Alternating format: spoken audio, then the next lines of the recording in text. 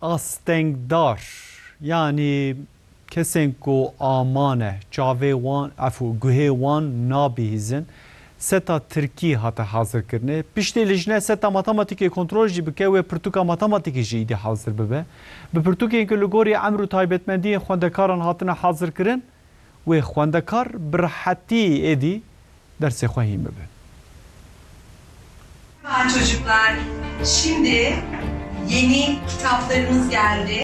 Ji bo xwendekarên ku guhên wan nabihîzin perwerde hêsantir dibe. Wezareta Perwerdeyê ji bo perwerdeya zarokên astengdariyên ku guhên wan nabihîzin materyalên bi zimanên îşaretê amade kirin. Pirtûk ji bo xwendekarên dibistana seretayî û ji bo polên yekemîn û duyemîn hatin hazır kirin. Di nav setan da pirtûkên zimanê Tirkî û matematikê hene, seta dersa zimanê Tirkî niha li ber destê xwendekaran e. Seta matematikê jî li ber qetandirêk e. Naverokên Pirtûkan jî li gorî emr û taybetmendiyên xwendekaran hatin amade kirin.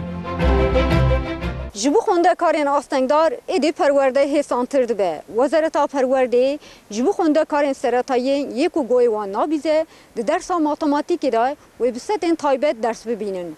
Piştî serokatiya lijneya Perwerdeyê kontrolê xwe dawî bikin, Pirtûk wê biçe ber destê xwendekar û mamosteyan.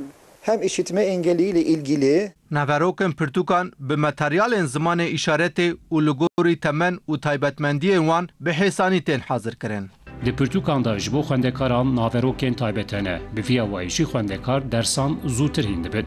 tabii kullandıkları Bi taybetî ji dema ku ev Pirtûk tên hazır kirin, ji bo xwendekarên me yên astengdar zimanê îşaretê heye.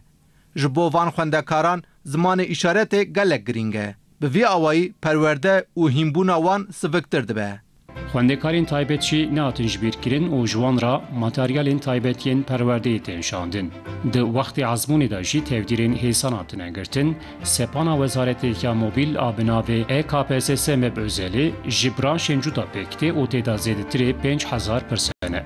EKPSS sınavı gibi Ji bo xwendekarên astengdar li giştiyê Tirkiyeyê ezmûna EKPSS tê kirin. Ev Pirtûk ji bo EKPSS jî alîkariyeke mezin dide xwendekaran ku guhên wan nabihîze. Per perwerdeyê xwendekar êdî wê dersên xwe rehettir hîn bibin.